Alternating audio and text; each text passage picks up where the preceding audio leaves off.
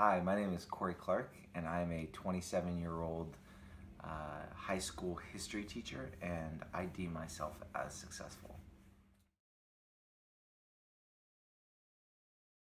Um, Success is peace of mind knowing that you did your best and that you gave your best effort. And so each and every day, I try to do my best in each situation that presents itself, whether that's in the classroom or at home with my son or my wife, or whether that's coaching or wherever that may be, just trying to do my best in that time. Would you say that is the way society deems success?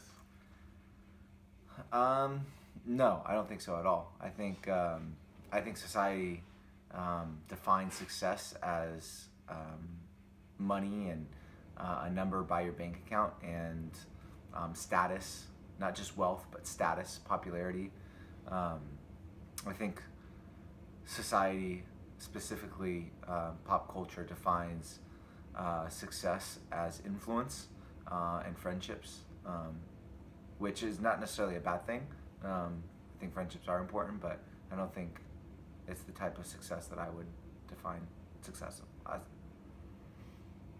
So you said you were a teacher. Could Yeah. you explain to me your job and just your relationship with your students? Yeah. So I'm this is my third year teaching at San Marcos High School. Oh, nice. I'm a yeah, go Knights. I'm a history teacher by trade. So my first year I taught world history, and then the last 2 years I've been doing government, and then I also get to teach in the Quest Academy. I do a personal development class. So I would say one of the things I love about my job is my relationship with my students. I work hard to have a relationship with my students, and I think I go out of my way to make sure they're cared about and feel loved, and that they're excited to be in my class and have a positive experience in my classroom.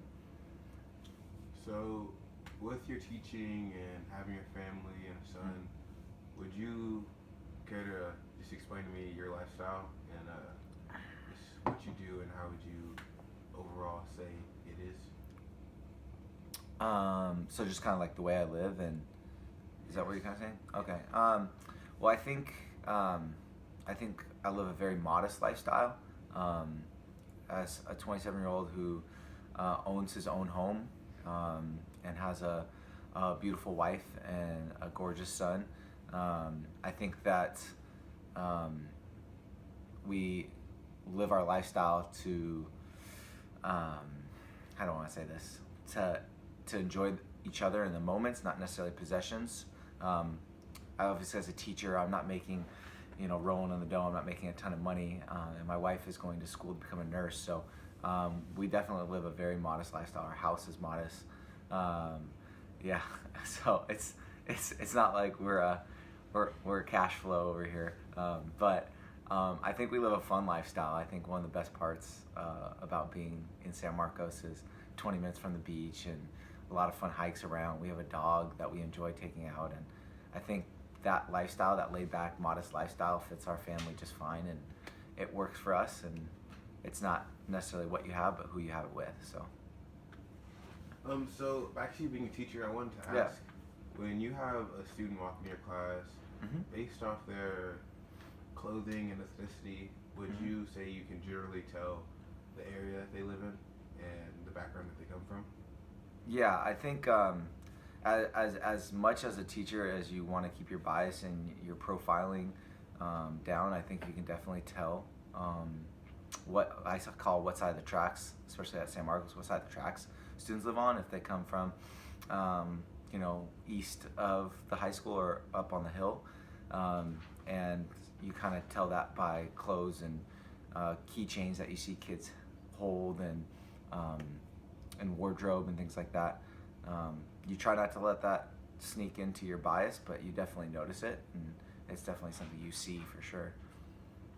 So would you say that basically the funding differences between the San Alejo middle schools and the San Marcos middle schools, also you can tell that when a child comes to your classroom, or would you say you wouldn't be able to tell the difference? To be honest with you, it's not necessarily.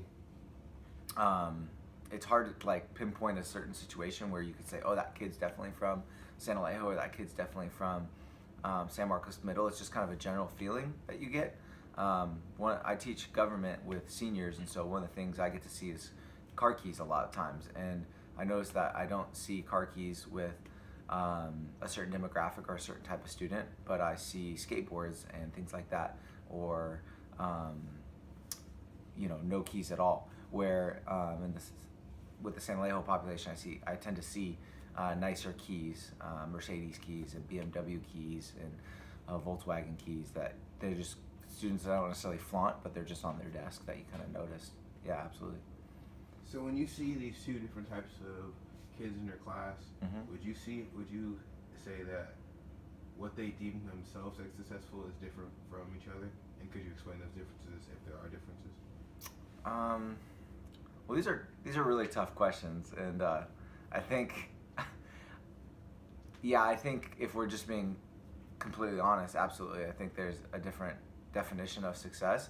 But I think it's my job as their teacher to not put them in a box of success, but to define success for them personally, not where they live with or the people that look similar to them's version of success, but what they're capable of success. But I definitely think there's a lot of pressure from certain students in my classroom to attend a four-year college and to get straight A's. And I think there's definitely a lot of pressure from other students in my class just to pass and get by. But again, I think my job as their teacher is to not let them define success that way, but to push them and show them what they're capable of, and really not let them fall into what they think they should be doing, but to challenge them to push what they're capable of, I guess, if that makes sense. Okay. Yeah. So would you say that their capability that you're speaking of, would you say that it almost differs because of the way schooling is, and that even though they're from very similar areas, they live almost 10-15 minutes away from each other. Yeah. That just their upbringing from just a 10-minute drive down closer to the high school, or to just closer to like parks or anything, would you say that limits their capability in your classroom?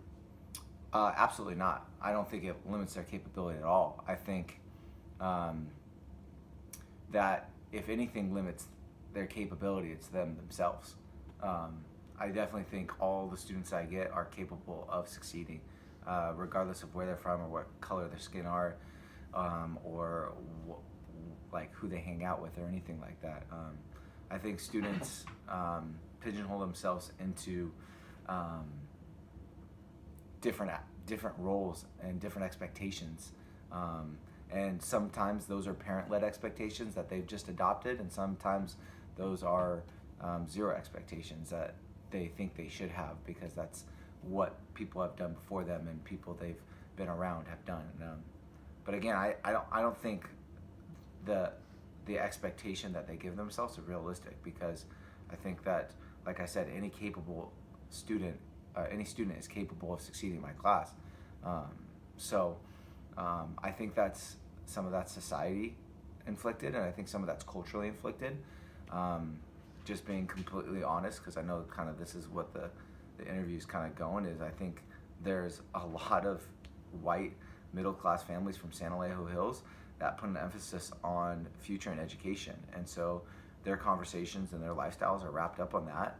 And then there's a lot of Hispanics that I feel like their culture is wrapped up on family. So of course you're going to see those values reflected by the way they go throughout their day. You're going to see more of a family focus from some of those kids, so their focus isn't on education, and that's the way they were raised. That's their culture. There's nothing necessarily wrong with that, as long as they realize that there's other things to value as well. And then same thing with San Alejo kids, specifically the white middle class families that put such a high value on education and grades, realizing that family is so valuable and important and something to be trusted and treasured.